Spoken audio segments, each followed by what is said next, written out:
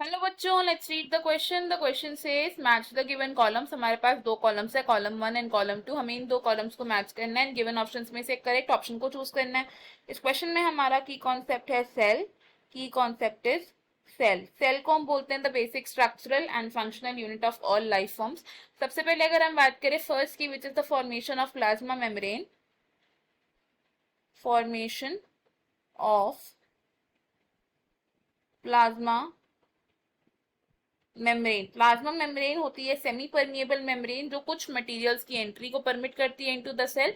And plasma membrane की जो formation होती है इस प्रोसेस को हम बोलते हैं मेम्ब्रेन बायोजेनेसिस। प्लाज्मा मेम्ब्रेन बनी होती है दो मेजर कंपोनेंट से, which are lipids and proteins. अब प्लाज्मा मेम्ब्रेन की फॉर्मेशन में कौन कौन से ऑर्गेनल्स कंट्रीब्यूट करते हैं? तो these are mainly endoplasmic reticulum. Endoplasmic reticulum क्या करता है? प्रोटीन्स एंड लिपिड्स को सिंथेसाइज करता है एंड इन मटेरियल्स को ये भेजता है to the Golgi Golgi apparatus. Golgi apparatus में होती है इस मटेरियल की packaging and modification. And then Golgi apparatus क्या करता है? इन मटेरियल्स को पिंच ऑफ करता है एंड इन्हें भेजता है to the target locations in the cell. तो हम क्या कंक्लूड कर सकते हैं कि जो गोल्जी बॉडी है या गोल्जी एपरेटस है ये प्लाज्मा मेम्ब्रेन की फॉर्मेशन में कंट्रीब्यूट करता है। नेक्स्ट अगर बात करें सेकंड की, which is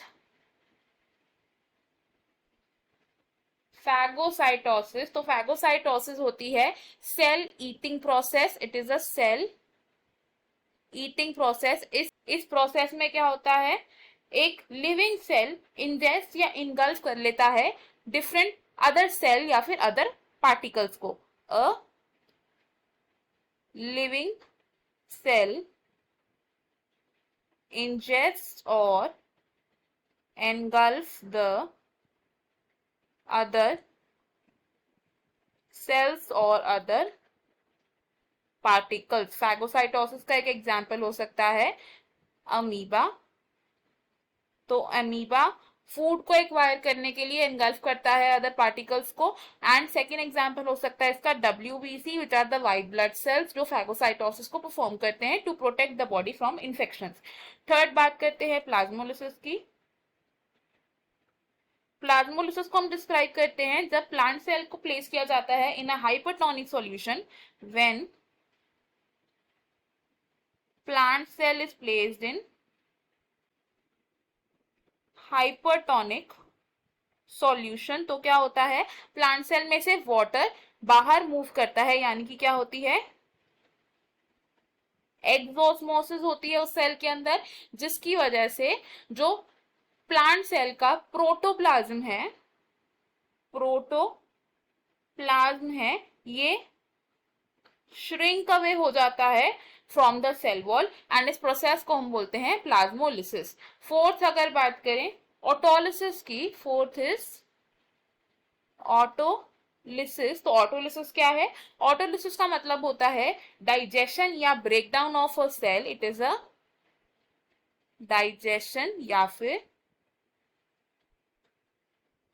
breakdown of cell और cell particles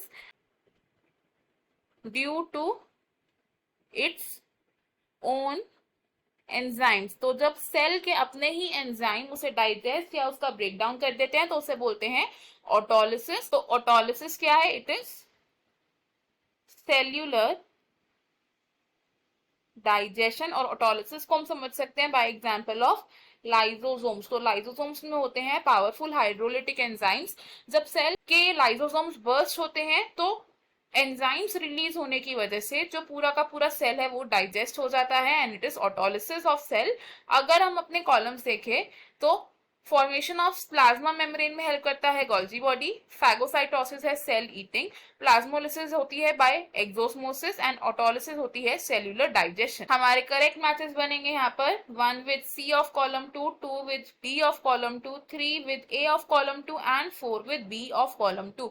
according to this option C हो जाएगा हमारा correct and option A, option B and option D wrong है बिकॉज इनमें इनकरेक्ट मैचेस हैं।